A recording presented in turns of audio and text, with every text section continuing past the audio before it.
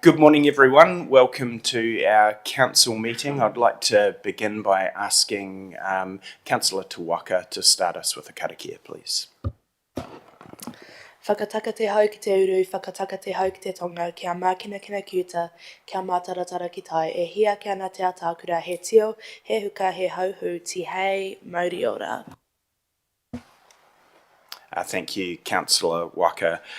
Welcome to everyone here. Just a special welcome to Dannevirke Community Board Chair Nicola Phillips and Deputy Chair Terry Hines. Thank you very much for coming. Do we have any apologies today? Appears to be none. I haven't been notified of any public forum. Are there any notifications of items not on the agenda? Appears to be none. Are there any declarations of conflicts of interest in relation to today's meeting? Councillor Tuwaka.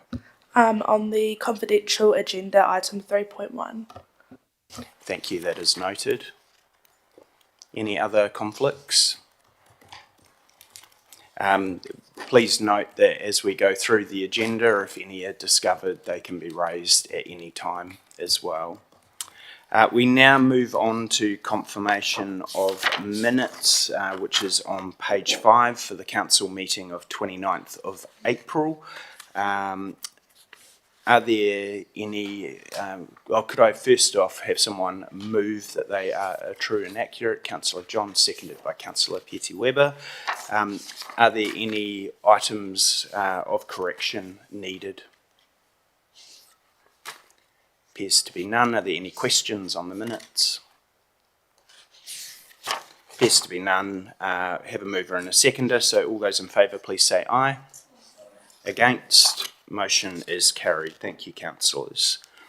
We move now to page 15, which is receiving the Explore Pahiatua Community Committee minutes. Could I have someone receive those? Councillor Kennedy, seconded by Councillor Johns.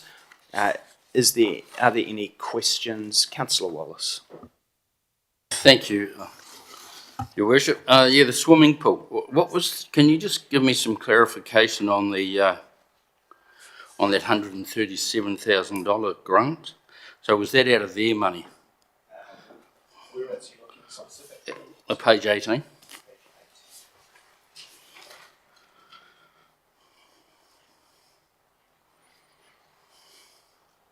Thank you, Councillor. We will need to double check. I do know that the Bush Aquatic Trust are going out looking for external funding, so that's my guess. I'm not of the understanding at all that, and I'm just seeing a nod down the back, that is not council funding, that is external funding.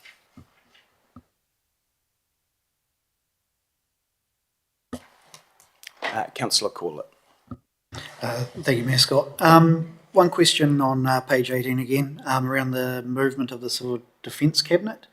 Does Tararua District Council have direct access to the area that it's stored in now? Is that something that's been updated, or is there change controls around that?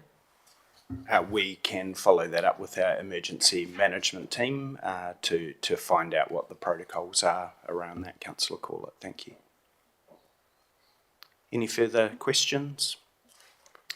We have a mover and a seconder to receive those minutes. All those in favour please say aye. Against? The motion is carried.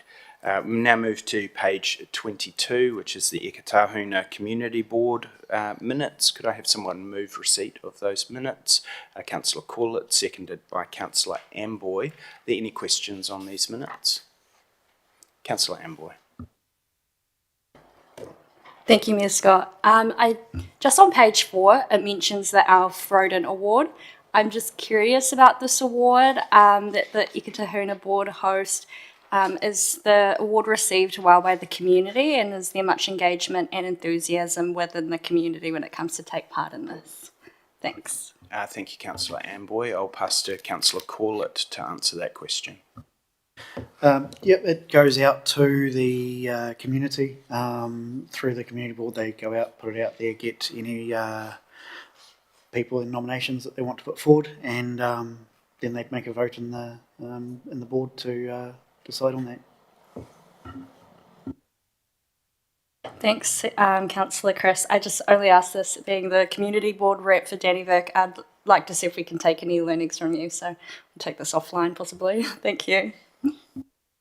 Thank you for that, Councillor Amboy.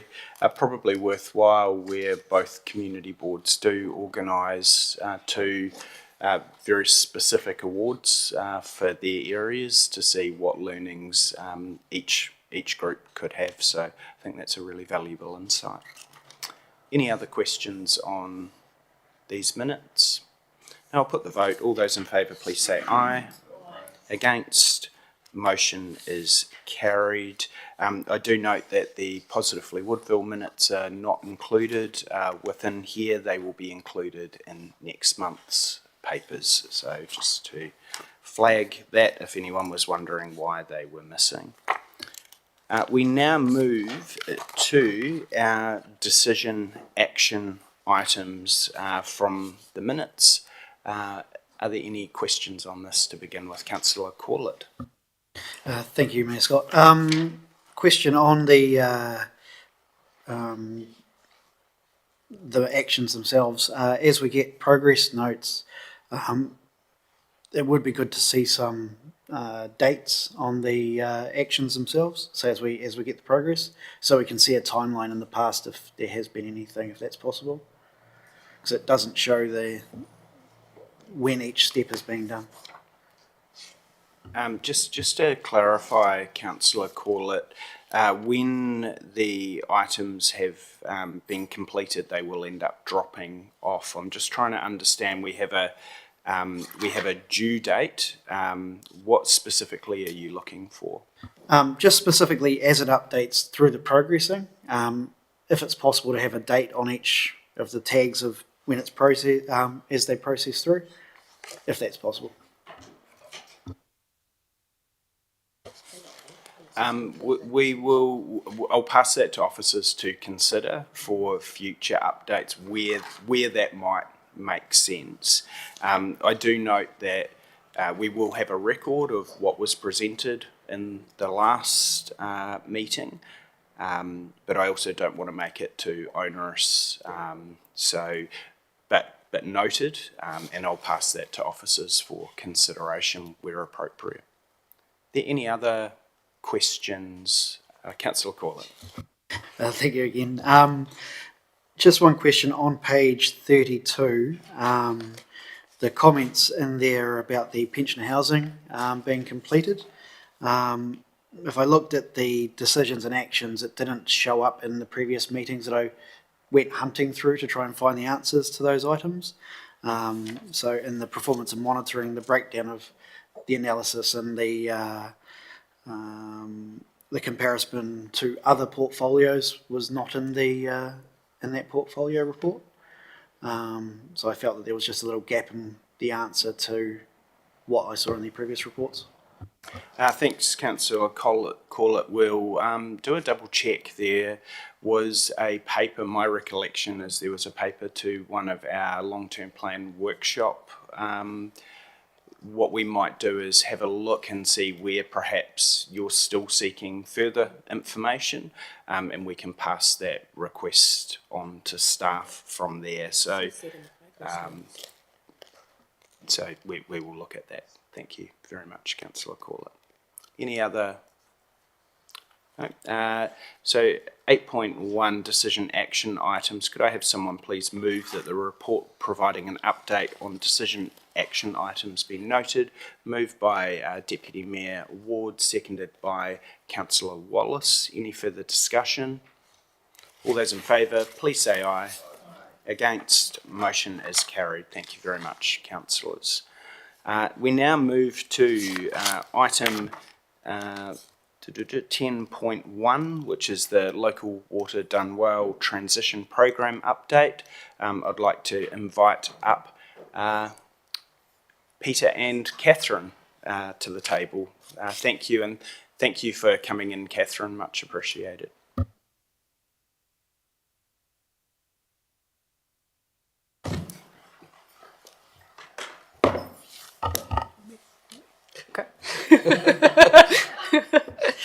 Cool. Oh, well, morena everyone. Nice to see you again. Thanks for having me along. So I think I was last here in March, and we've had a very busy 2 months since then, with some fairly significant achievements in the program, which I've outlined in the paper. I won't talk through all of them, but I'm very happy to answer questions on it. Probably just flag a couple of things. Since March, we've completed stage 1 of our program, which is the legal establishment piece of work, with the arrival of our board and incorporation of the company. So that's great to have a kind of major part of the program all ticked off and squared away. And since the board's been on board, they've been really busy and have actually made a number of, well, not quite yet key decisions, but have got major pieces of work underway and in progress. So we're out in the market recruiting the chief executive. That closes tomorrow, so that's pretty exciting to see who's coming through there.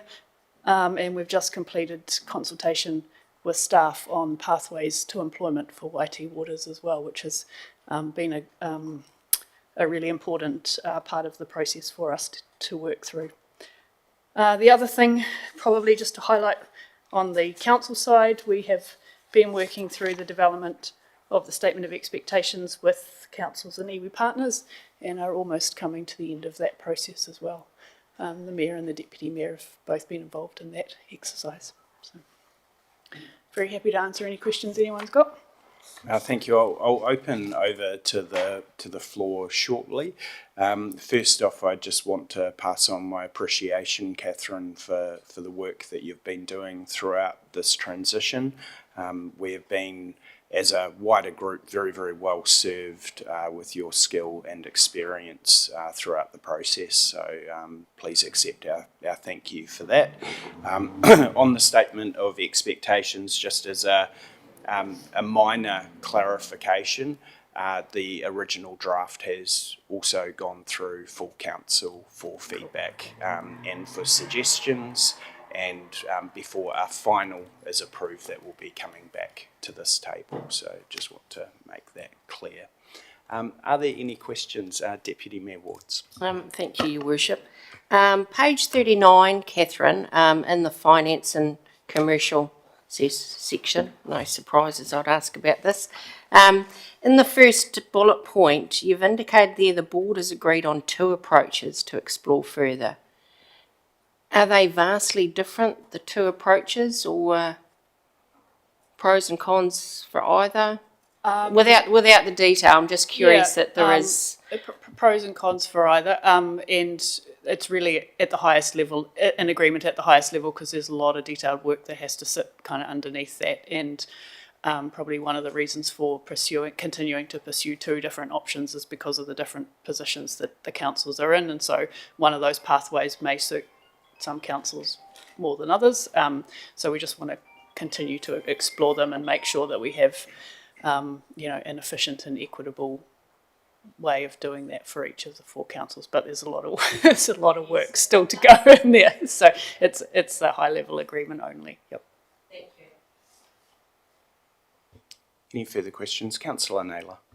You're just interested also in the feedback from the people in the organisational restructure. Has that been positive or negative? We don't need to know the details, but it's just, what's the general feeling of the people that are, currently in their positions in the move? In general, I think those guidelines that we've consulted on have been well received by staff. The aim really in them is to provide people with as much certainty as possible about pathways to employment, and to provide that as early as possible to really make sure that we've given everyone all the assurance that we can. So generally speaking, I think they've been well received, and the board will be considering the summary of that in the next couple of weeks. Thank you. The Chief Executive also has a comment. Just to round that out, so we've got good support through the program, but we're working specifically with our staff to make sure that they are kept informed and looking after them through this process. It's a well flagged process which has been set and trained through central government reform. But yeah, we will continue to work, and Sandy, as our HR person, is strongly in that space, and we will work with them through the entire process. Any further questions on this report? Councillor Amboy. Thanks, Mayor Scott, and thank you for this report. It's very detailed. Just inquiring on page 40 under digital and systems, the report identifies the potential reuse of existing council systems. Has any consideration been given to how future local council amalgamation could impact these arrangements? Thanks. Councillor Amboy, and I might just give a very, oh no, it's fair, but I might be able to answer that fairly quickly. Where the transition is looking, any potential council amalgamations probably need to be looked at quite separately. It would be unlikely, regardless of amalgamation of council outcomes, that new across the board systems looking at water would be put into place within that short time frame to 2029. My expectation, and probably the expectation of most councils, would be that significant expense wasn't put into managing an asset that was shortly to be moved off the books. So a fair question, but I think that will be appropriately managed. And unless there's any other comments that you'd like to make. No. Any further questions on this report? Appears to be none. Did we get a mover and a seconder for this? Can't remember. Sure. Through your worship, I just wanted to let you know that there's a complimentary report going to next week's council committee meeting. So monitoring and performance. No, thank you. Which touches on our internal contribution to what's going on. Definitely looking forward to that report coming through. If I could get a mover for this, Deputy Mayor Wards, seconded by Councillor Naylor. Just before I put that to a vote, just a quick closing comment. My thanks obviously go to Catherine, as has been expressed, but Council also thanks Peter Wimsett for the huge amount of work that has gone in to all of the transition planning and making sure that we are in the shape that we're in. So, Peter, we are grateful for your diligence throughout this really important process. I will put the vote. All those in favour, please say aye. Against? Motion is carried. Thank you very much for the update. Much appreciated.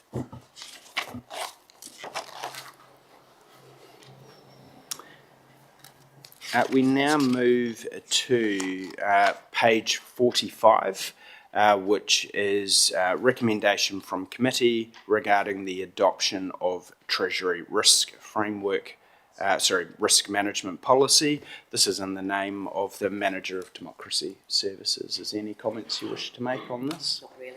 No, totally fine. So having a look at page 45, this is a recommendation that has come through from a committee. Are there any questions to begin with? Appears to be none. Could I please get a mover for recommendation 1.1 and 2? Councillor Naylor, seconded by Councillor Johns. Any further discussion? All those in favour, please say aye. Against? The motion is carried. Thank you, councillors.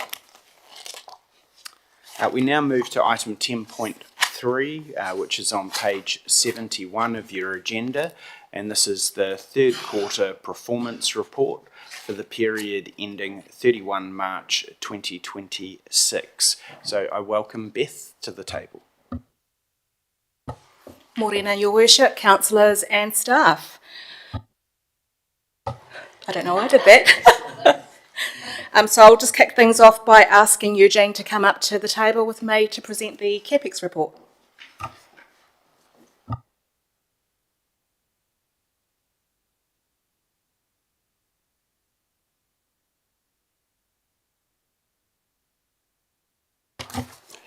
Morena, Mayor Scott and councillors. I will take the report as read and just give you a couple of quick highlights within that report. And hopefully they'll answer some of the pre-asked questions that I have received. Within the report, you'll note the transport is at about 50% spend, but in the April claim it is up to 17.5 million, and we're forecast to spend to end of year across transport 21 million, and that includes the prior year carry forward, so that should yet meet the yearly budget, less the variance for the Cyclone Gabrielle budget that was forecast. The original budget for that year was 12, but as designs and schedules have developed for the work, the target for that is now 8.5, so that would be the 3 million shortfall for that. The community facilities, that underspend is related to the Pahiatua pool. And that is at the moment going through some final costs for the redesign to bring that pool within allocated budgets. Those final costs are being confirmed now, so they can be inserted into the agreement, which has already been drafted and is ready to go. The water underspend is related to the impounded supply program of works and the Woodville Reservoir, which is a significant amount of money. There have been delays through a number of processes related to both the vendor and TDC, and these delays are through redesign and scoping to bring costs down, land purchase finalisation processes, and some critical personnel on both sides not being available. Wastewater, we've been making some really good progress on the large project down in Pahiatua, the wastewater treatment plant upgrade and the wetlands, which is at about 95% completion for the wetland, and we're looking at about 60% for the wastewater. The plant upgrade, and that is due for completion or commissioning in August. So that is on track. There's quite a few network extensions that we've got going for Pahiatua and Dannyvert. We've had the designs, the detailed designs completed, so we're waiting for some total cost estimates from down there and to get some and to procure pipe. The HDPE pipe that we require for that is going up in costs, and the supply is not readily available at the moment due to the war, basically. Fuel prices. Fuel prices has meant the price of HDPE has increased dramatically. So we're just trying to get that across the line quickly and pre-purchase this pipe, ready for the project to go. Any questions? Thank you, Eugene. Councillor Naylor first, and then Councillor Johns.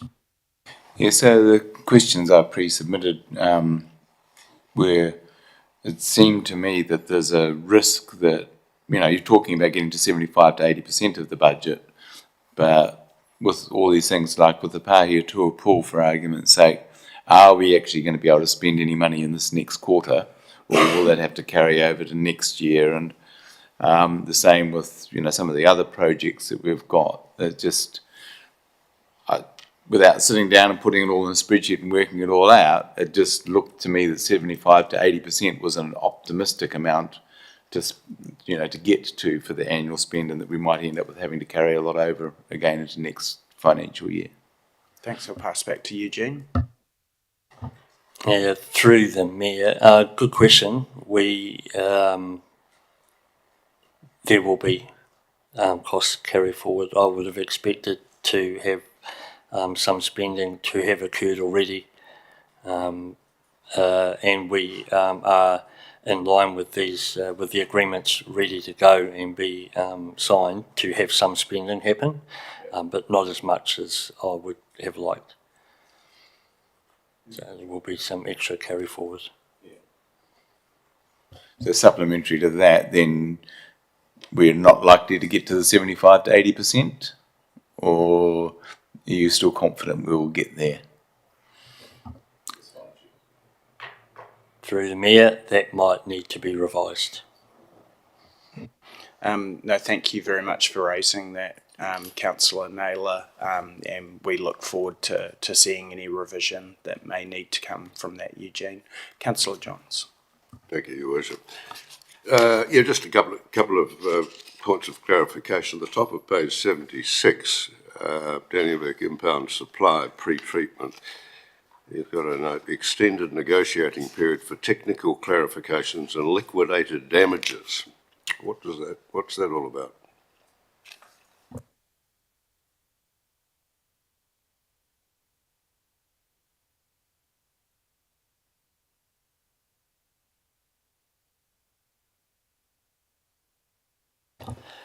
Through the Mayor, good question. The technical clarifications was around some of the rescoping and bringing the budget back into where it was more affordable for us, and that was basically the two clarifier option down to the one clarifier option, and the technical design that was in around 2 to 1. It involves a lot less pipe work, larger size diameters, pumps, all that sort of design has to go into it. And liquidated damages was basically an insurance policy for TDC to hold the vendor to account if the project goes over or they don't meet performance standards.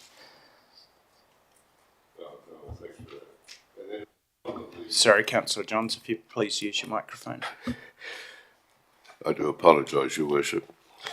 The bottom of the page there, rezoning proposal awaits government approval. This is a Better Off Funding Program. What further approval do we require in that regard? Through the Mayor, good question. Can I get back to you on that? No, thank you very much, Eugene. Is there any further questions on the CapEx side? Deputy Mayor Wards. Thank you, Your Worship. Thanks for some of the detail here, Beth and Eugene. Appreciate that. Can I just go to page 76, Eugene, where you highlight 4 major projects that have not moved through their current phase as expected? You've reflected a little bit on the impound supply question, but is there any risk, given that these are pretty big projects when it comes to some of our water assets, is there any risk that with what's going on with the transfer through to YT that we need to factor in any unfinished business, as it were, prior to that? Is that part of the work that's going on around that? Thank you. Yeah, through Mayor Scott, great question, Councillor. We are, with our legal and procurement team, writing novation clauses into all the contracts at the moment. So if they do go over into that transition period, or when YT Waters is officially up and running, then YT Waters will carry on the work. They will take the liability, essentially. Any further questions? Councillor Wallace. Thank you, Mayor. Page 76, the Paetua pool, extended planning due to design clarification. I suppose, is there a date? Because as long as this keeps tracking out, everything's going to track up. through the Mayor, through Mayor Scott. Yes, another good question. We are working hard to push on the vendor to clarify the new redesign costs, and I've set a hard date with them to get that to us as quickly as possible so we can get an agreement in place and get that underway. I can't find it, but I read it. I thought it was for this meeting, somewhere in this paper. Through Mayor Scott. The hard date, exactly what the hard date for commencement of the build, or? Yeah, that's why I've marked everything up and I've lost it, so I can't give you that thing. But there is something in this paper about a firm date going forward. But I'll find it. Don't worry. Could I make a suggestion, Councillor Wallace, that if there is a specific part there that you would like, that you could, once you found it, send that through if we've finished that paper. Otherwise, we can come back to that. That would be great. Eugene? Through Mayor Scott, Councillor Steve, with our infrastructure committee, I think we'll have the Paeatua pool within that, and we'll have harder dates within that document.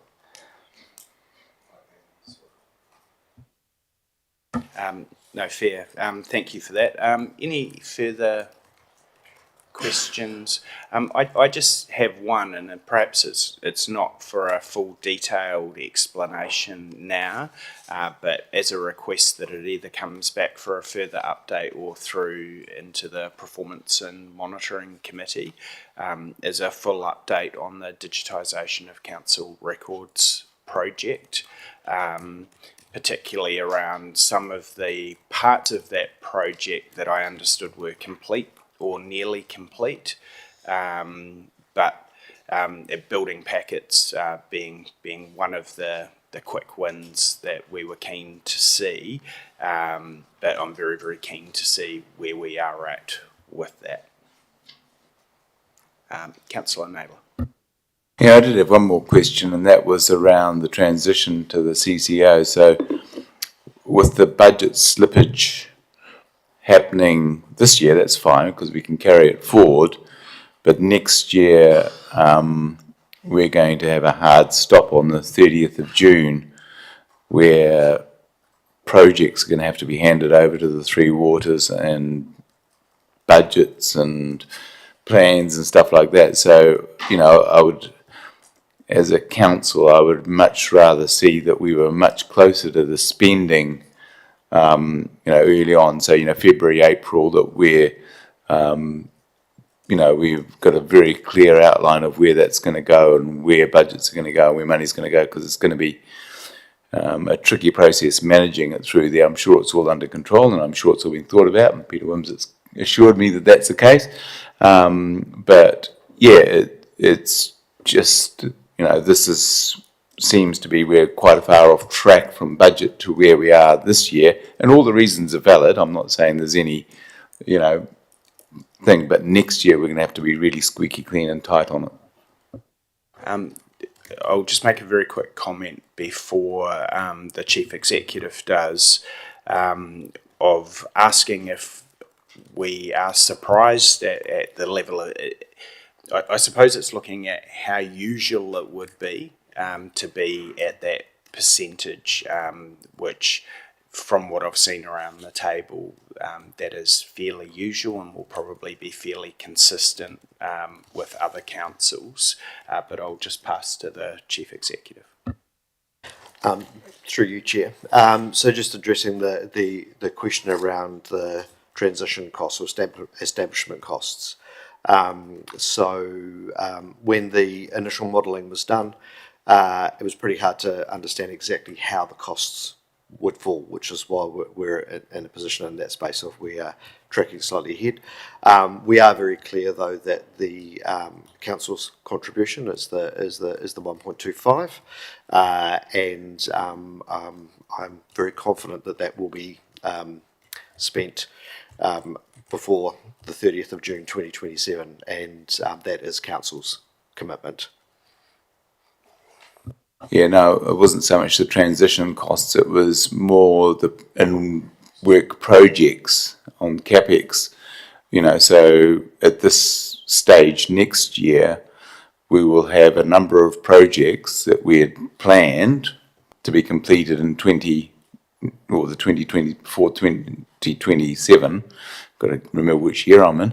And if we're in the same position that we're in now, where we're way behind our work program, then that could introduce complexity in the transition and handover. So my comment, I suppose, is that we'd like to see that at this time next year, we were much closer between our actuals and our budgets than where we're currently at this year. Not a problem with this year, but next year, we're going to have to be tighter. No, thanks for that. No, perhaps the best way to deal with that, noted what you're saying, is we either have that or we have a really clear explanation for what the work program will be for the changeover. I suppose I go back, when we make our plans, it would be unusual for them to be at 100% or impossible, which I absolutely appreciate. That's not what you're suggesting, but there is a bit of a standard of what percentage we will deliver and how that compares with neighbouring councils. But we can look at further updates, and noting that we have an update of our transition coming to the Performance and Monitoring Committee soon. I think that's a good one where we can seek some assurances that that's been programmed in and considered. So thank you for raising it, and we'll make sure that that stays on the agenda. Are there any further questions on this report? Councillor Corlett. Thank you, Mayor Scott. And I think a little more to Mayor Scott's question about the digital transformation project. I did have a look through the projects through the Infrastructure and Projects Committee to see if there was anything on there around how that was being maintained, and I didn't see anything in there. And due to the significance of the transformation project and booking projects and other projects that are going on, it would be good to see some data and updates around that, possibly even within the projects team. I don't know if that's possible. I think certainly the request for it to either be coming to this table or the Performance and Monitoring Committee for a detailed update on that project, but I concur.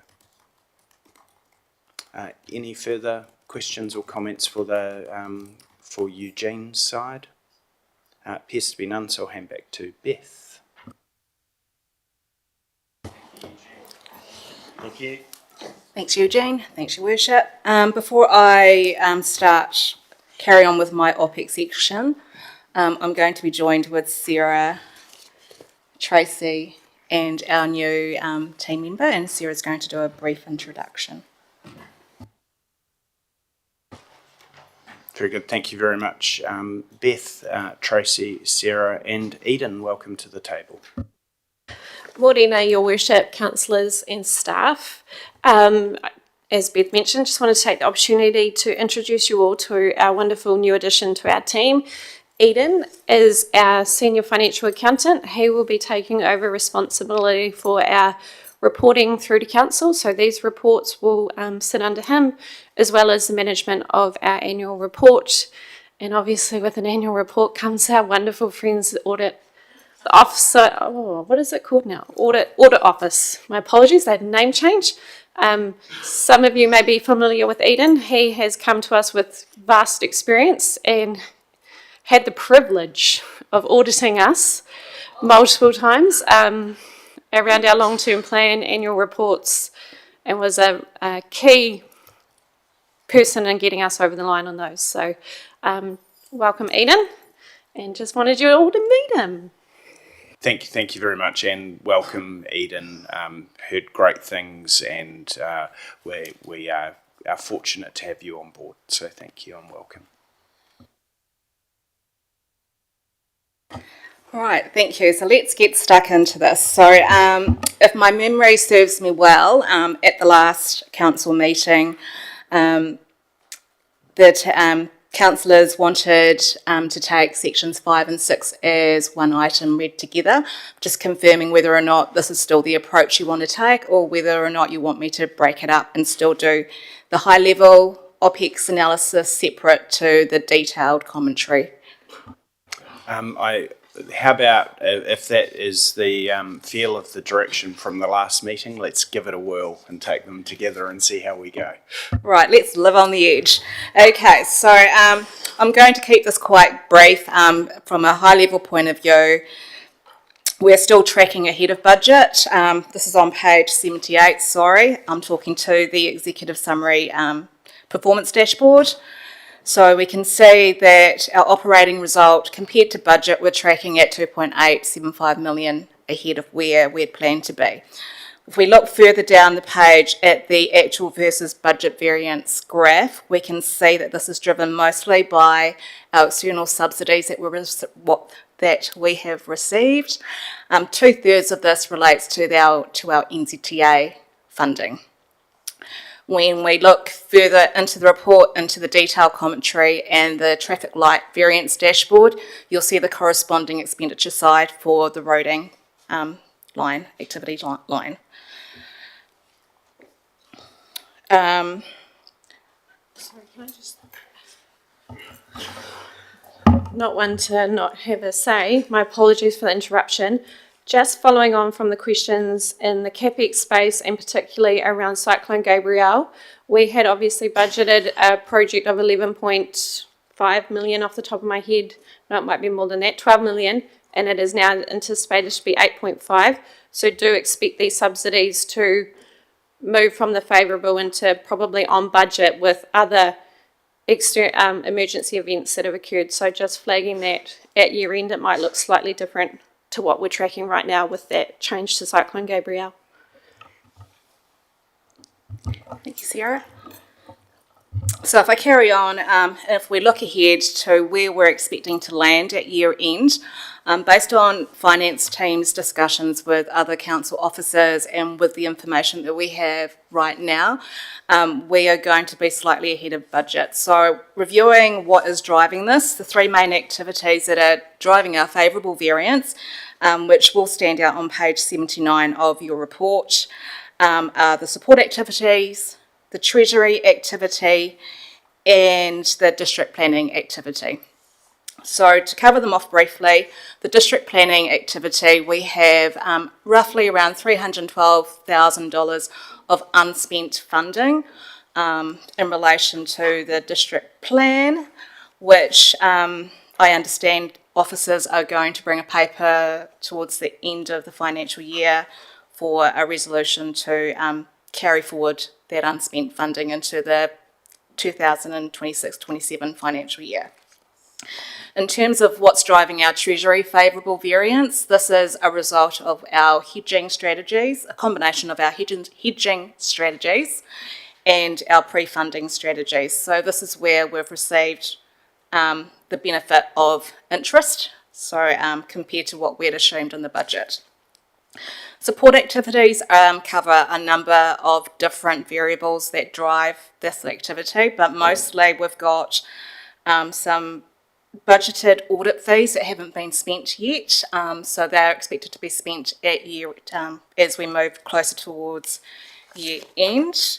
And we also have the rates, remissions and penalties which will be applied in the fourth quarter of the year. So that will reduce that favourable variance that we're seeing currently in the rates revenue area.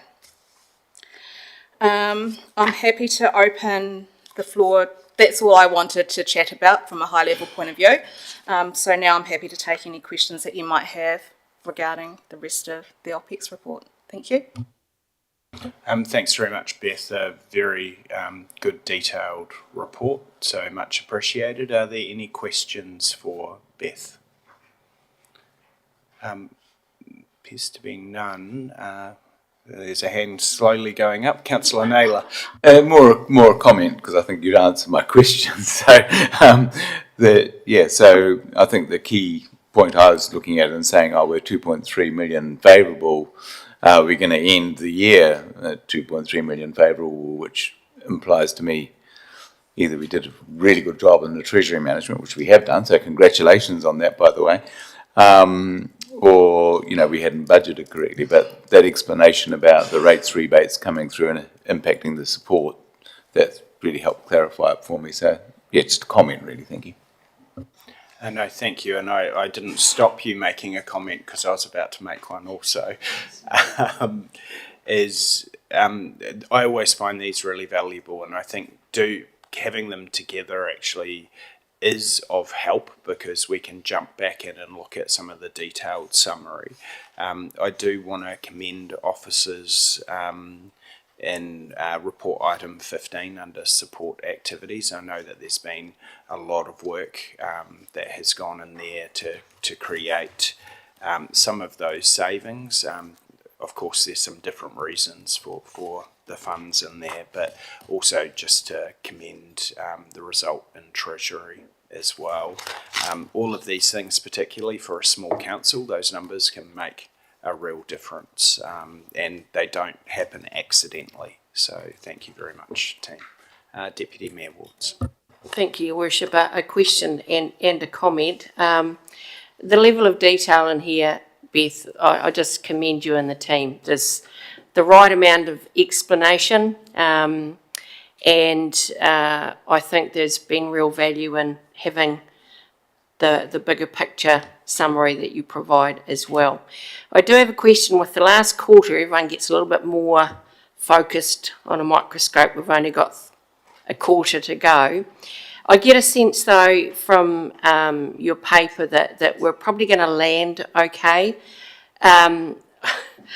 I cynically thought, apologies, Eden, but was there any chance we might get a underspend on our audit fees by the end of the just potentially wondering where we're going to land in that great big chunk of support activities, because there is a lot floating around in there, isn't there?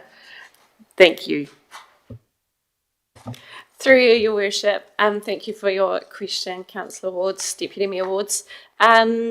Support activity, we've done a bit of a high-level refresh this morning to our April numbers. We're still probably tracking a little with a favourable balance at year end. We are carrying staff vacancies, which is mentioned throughout the report, but we will see an increase in consultants' costs to offset those. So, but my quick analysis is we will likely be favourable come year end in this space. I'm hoping not as favourable as we're showing right now, but our staff are very good at not spending for the sake of spending and being prudent and making sure we're doing things how we should. And these are factoring into our budget cut one for year one of the LTP. So all of this feeds into improving and doing things better moving forward. But audit fees specifically, no, they'll be fully utilised.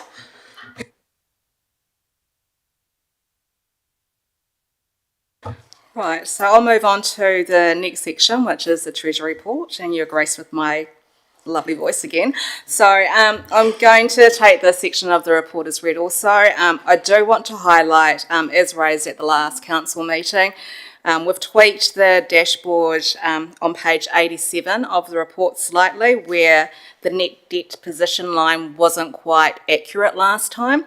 So now you'll see that the figures in the three columns, the year-to-date actuals, year-to-date budget, and the variances reflect what is in the actual Treasury position bar chart. So to give you a bit more of an explanation, the $59,000 for net debt position for the year-to-date actual is our planned borrowings less our planned cash. No, not planned. I've got it back to front. So it's our actual borrowings less our actual cash, and likewise for our budget column as well.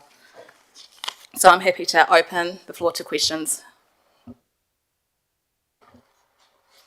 Appears to be no questions.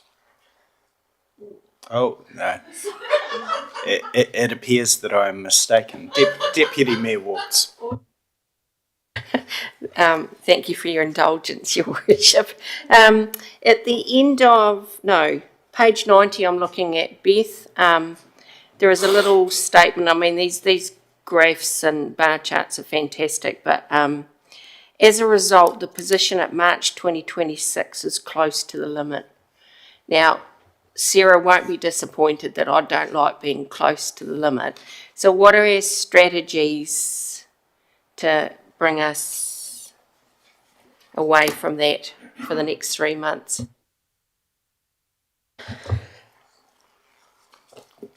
Through you, Your Worship, I am going to admit to a mistake in that disclosure, that statement. If it says, as a result of the position at March 2026 is close to the limit, but if you look at the graph, my March 2026, I'm quite far away from my limit. So my apologies, I've made an omission there. But I think as the year progresses and as the rates are posted throughout, because we post them quarterly, well, for revenue purposes, we post them quarterly, we are going to land quite a lot less than we budgeted. And I think you can see that within our debt on the previous page as well, with our planned borrowing versus our actual borrowing. And a lot of that comes back to Peter Naylor's questions in the CapEx space as well, with our projects not quite progressing how we had planned. So all of these things feed into where we've sort of landed at this point in time. I do think we will probably remain compliant with our 175. I'm not concerned, it's not keeping me up at night. Very good. Thank you very much. I'll let you continue, Beth. Yes, comment, Councillor Naylor. Making sure I'm putting my comments in the comments section, not the question section. Much clearer report this time, and it is looking good.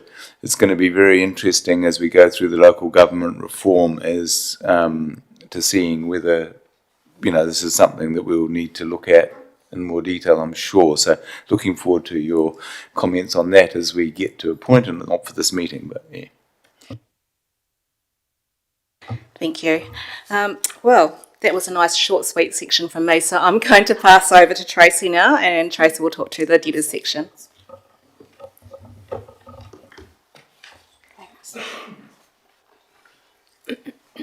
Good morning, everyone. So I'll take the report as read, but I'll just hit a couple of highlights on the report. So unfortunately, nowhere as exciting as the last quarter's report for reducing overdue debt. We have done slightly this time, but so therefore the downward decline continues, just not at the momentum it was the quarter before. This is mainly, I think, attributable to the it's reflecting that the community is finding it hard to find funds during this first quarter of the new year, and we have more debt collection processes going through at the beginning of June to hopefully get another last tranche before year end to get some payments through. The other highlight is abandoned land is slower this time. That's an indication of a significant invoice that was out for some funding that was coming through for one of our projects. Because the project's been extended to a new start date, we, from an accounting perspective, have actually raised that credit back into the financial year, and we'll re-raise it again in the relevant year, next year, financial year, when the project actually kicks off. So it's still committed funding for the project. It was more of an accounting process to push it forward into the year that's relevant due to the delay in the project start. And the only other, so that was the decrease in the accounts receivable that you saw there, and the abandoned land. So just to go back to that, we had a significant couple of properties sell last quarter. We're in the process of going through more properties which are likely to sell, hopefully in reflective of the next quarter of reporting that we bring. So we should see some more reduction of those overdue debts at that point. So still a lot of work being done in the space. It's a little bit lumpy of when you get to see your wins in these processes. And any questions? Thank you very much, Tracy, and I think you do highlight a good point that the debtors report is a really important metric for us to be looking at as a team. Of course, it is important that we get the revenue that we're expecting to come through, but as those numbers go up, it is a clear sign of our community's ability to be able to pay for that. So thank you for directly highlighting that, Tracy. I'll open up with Deputy Mayor Wards. Thanks, Your Worship, and thanks for the analysis in this, Tracy. Can I just go to figure 14, because that's quite a telling.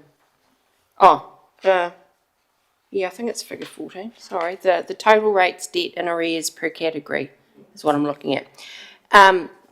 There's quite a bit in there, and I'm curious to understand from your perspective some of the changes in the colours in the bar graph, and I look specifically at the debt management, which you're reflecting on is getting wider.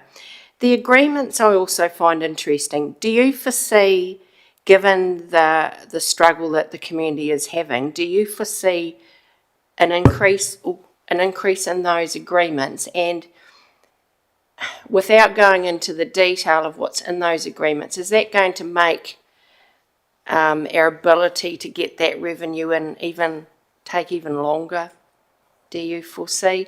I'm curious to understand, some of those colours don't change a lot in terms of their, but given some of the trends that you're seeing now, which particular areas do you think we're going to notice increases or decreases in those colours? Yeah. Okay with that? Yep, through you, Mayor. You're right, they will move around, and also the tighter we get with our debt collection processes, the more we reach the people that are having trouble to afford to pay within the year, which means you will see the overdue debt move into those categories, which means it's under a lot tighter management. It has more ability for those people to actually reduce their debt and pay in full. So they now have control over the process. We have control over the process where we have full transparency, where we are helping people, and we know that they're fulfilling those commitments that they want to make and that they make with us, in conjunction with us. So in that that payment plan section, it's a phone call, it's a discussion, it's a personal, individualised plan for those people.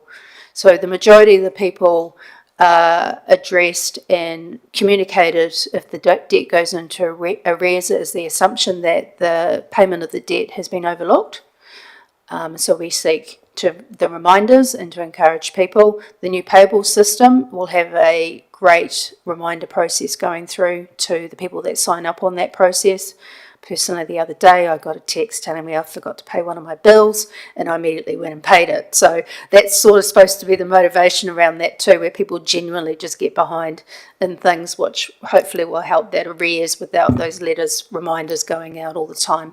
So all those things we're working on now actually just brings better control into our organisation with where that debt sits, because we can't change the financial difficulties that people become a part of, and council's always very, very supportive in those situations.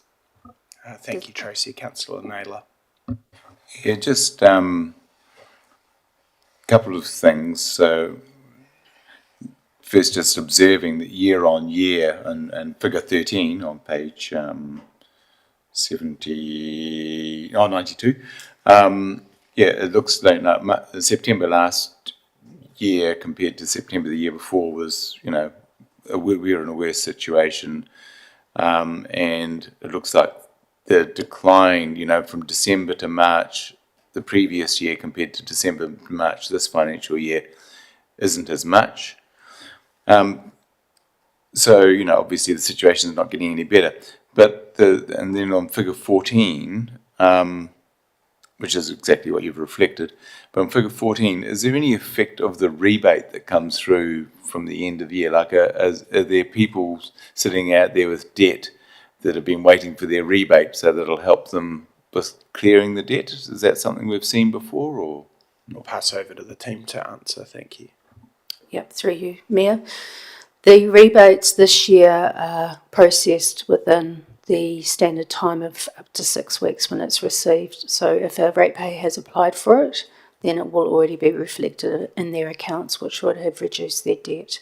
In previous years, the timing of that may have been becoming closer towards the end of the year, but in this financial year, the support was put into the process and resource it to ensure that it had a timely processing. And thank you to the team for doing that, because I think that's really important, as people were waiting a little bit longer beforehand, created all sorts of different complications and challenges, mostly for your team, but also for the ratepayer involved. So that is much appreciated. Any further questions or comments? Appears to be none. No, I just did want to just highlight, and you did mention it again, and Councillor Naylor mentioned on figure 13, the less sharp drop in debt, where I was certainly looking at March to March. I always like year on year comparisons. That's no reflection on the team.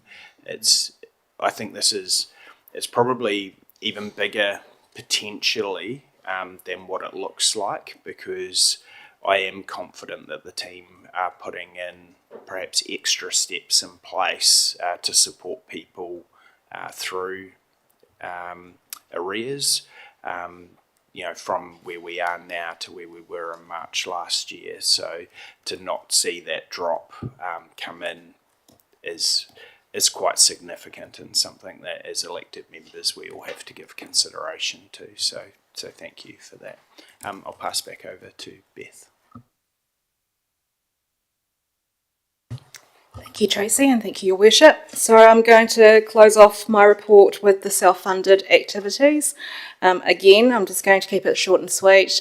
Take the sections as read and open to any questions or comments you have. Thank you, Beth. Are there any questions or comments in this section? Councillor Johns. Thanks, Scott. The write-off, this $25,000 log royalty invoice, what was that was written off?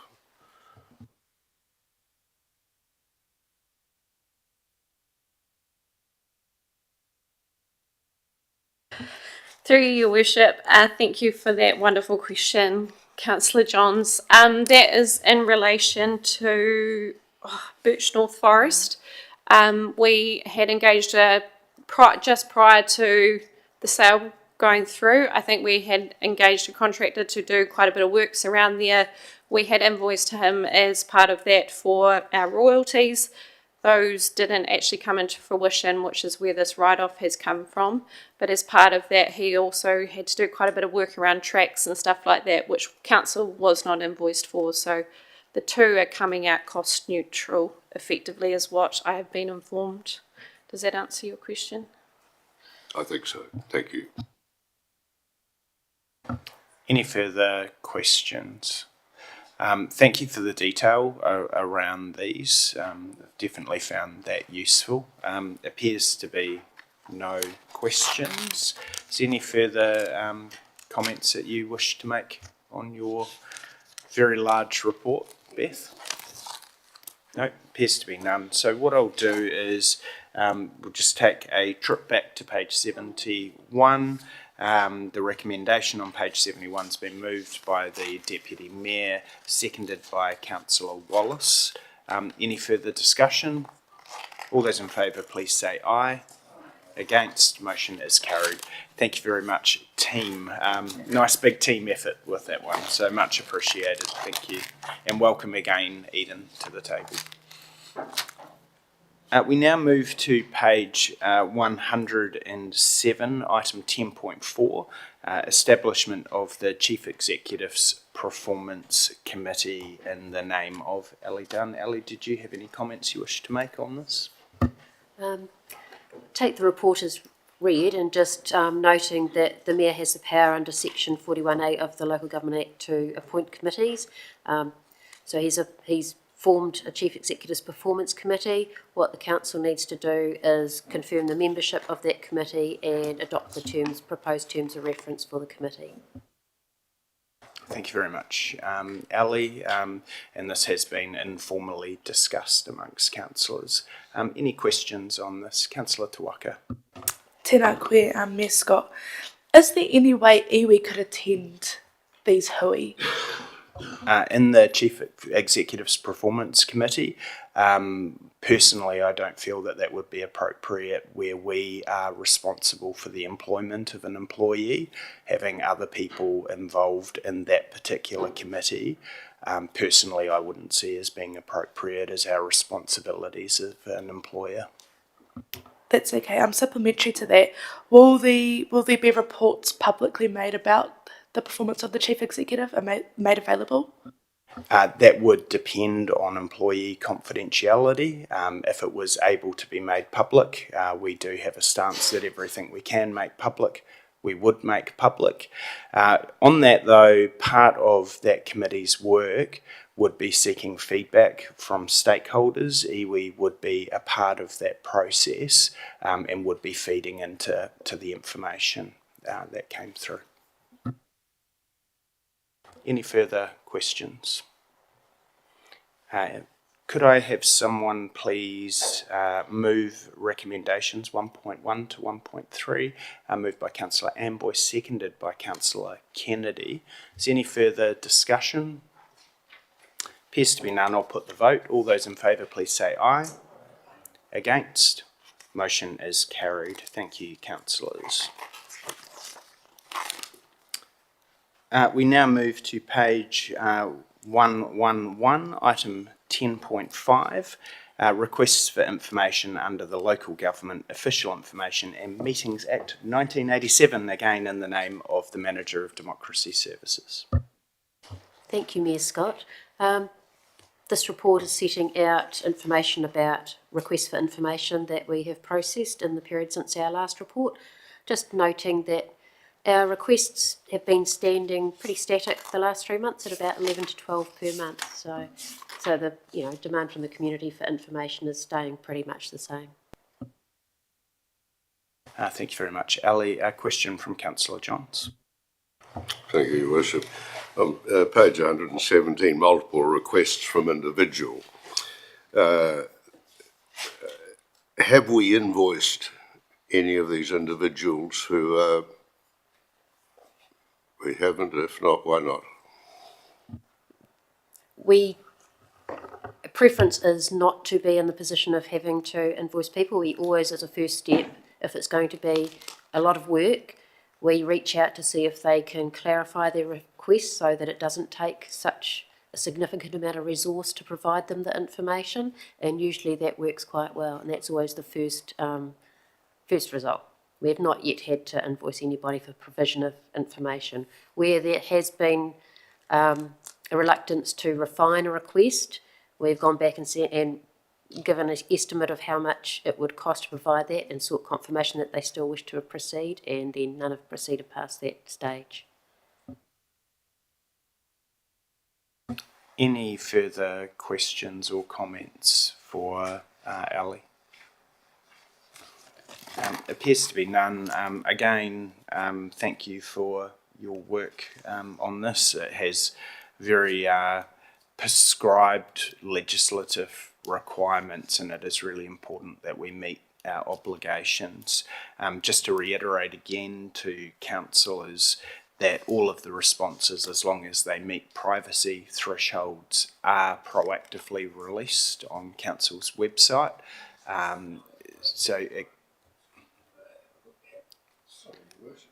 Thanks, Councillor Wallace. So it can be quite handy for people to have a read through those proactive responses, particularly because often these are similar issues that come up. And I know when I'm asked a question for specific information, it can be quite easy just to send them a link to a previous request that answers that same question. With that in mind, could I have a mover to move recommendation 1.1? Councillor Corlett, seconded by Councillor Amboy.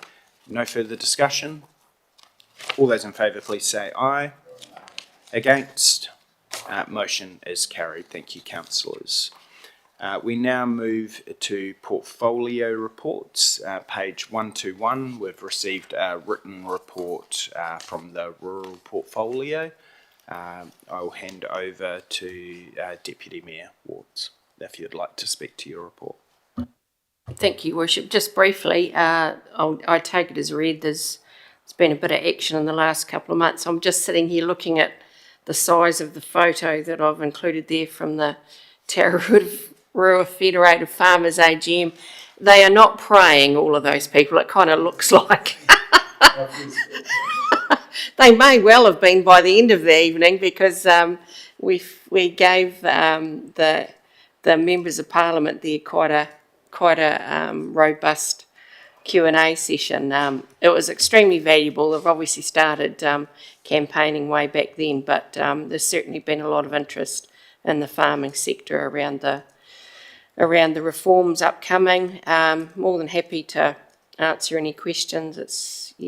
Otherwise I'm more than happy to take it as read, Your Worship. Thank you, Deputy Mayor. Are there any questions for the portfolio? Appears to be none. Thank you very much for the report. Much appreciated. Would you like to move? More than happy to, Your Worship. Yep. Deputy Mayor, could I have a seconder for that? Councillor Corlett. No further discussion? All those in favour, please say aye. Against? Motion is carried. Thank you very much, councillors. For mayoral matters, I have not produced a written report this month, and the reason for that is one of the main items for discussion would be local government reform or local government abolition, and our community meetings that we have been working through. At the deadline of when I would have needed to have submitted the written report, I wouldn't have been able to capture all of those comments, but I will be providing in numerous forms some written updates on the Tararua's position on the reform. A couple of comments I did want to make at this stage, though, is a thank you to all of the councillors who have attended the meetings and support.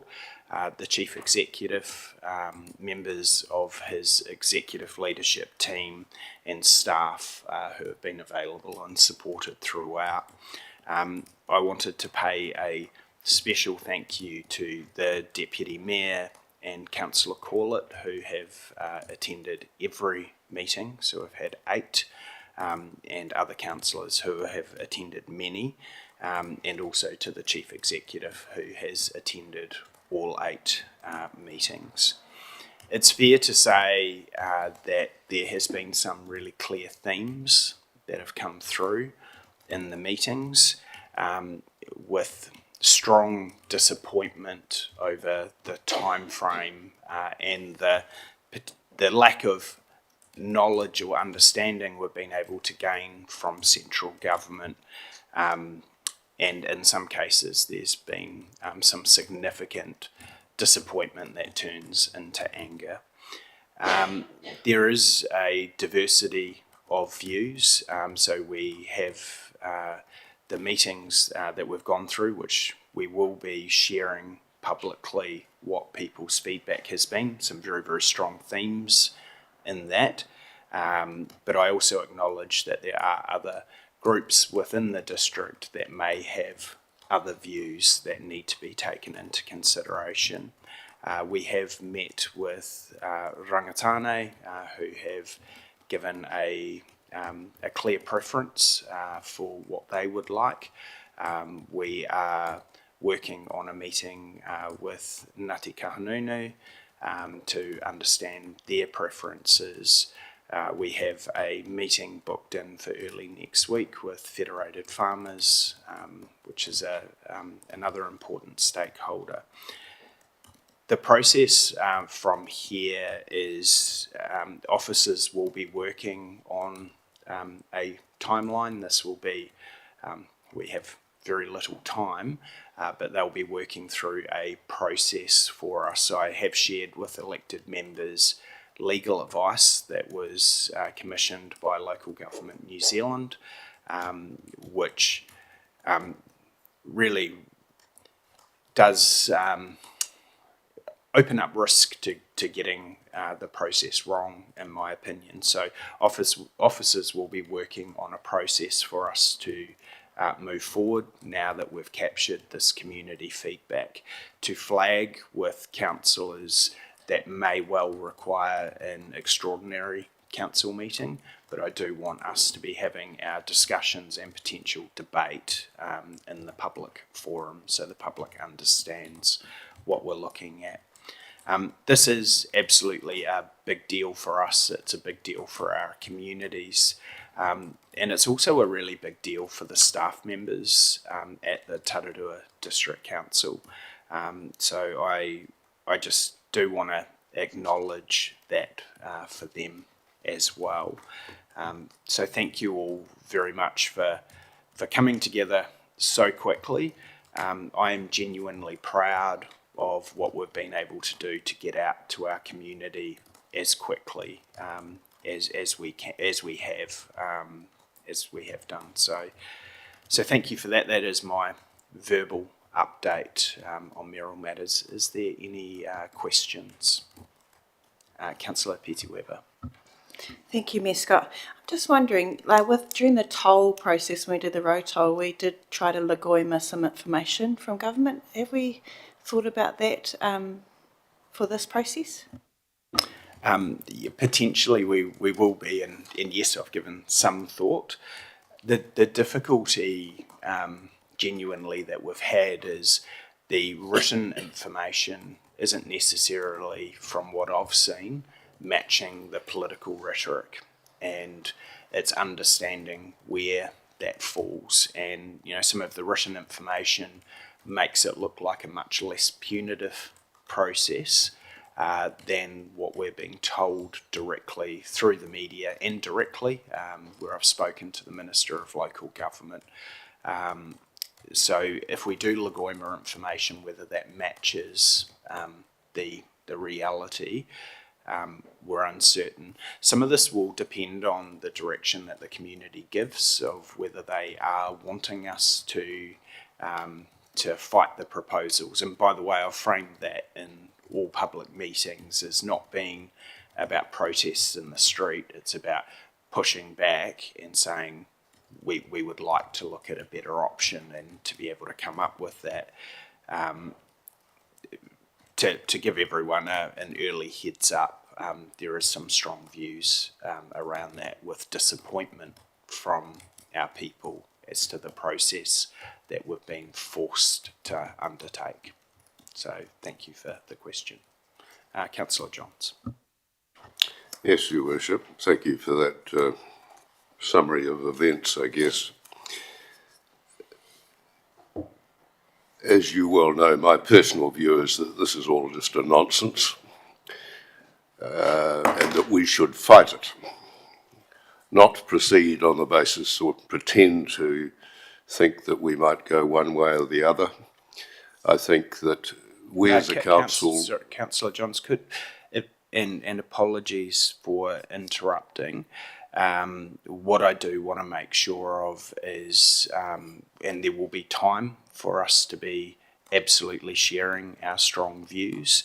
The reason why I interrupt is we will be having a paper that will have our options, and all councillors are going to need to consider those options with an open mind. I suspect that some people's views will remain strong regardless of what they read. But I do ask, and this will happen soon, that before we are debating what's happening here, that we do wait for that paper, because that time will certainly come for us to have our full say. Councillor Johns. Will one of those options be the total rejection of the proposal? Yes, absolutely. So there were 6 options given. Those I envision to all be in the paper, but as elected members, we do not necessarily have to take the options in front of us. We have the ability to amend that and to have discussions. So I'm certainly open to a full and fulsome discussion of where we're at and what our views are. Any further comments? It was just a verbal report. Do I need to move the verbal report? I don't. Brilliant. Well, thank you very much, councillors, for the public section of this report. We are now going to move into public excluded. Could I have a councillor move us into public excluded? Moved by Councillor Wallace, seconded by Councillor Naylor. Any discussion?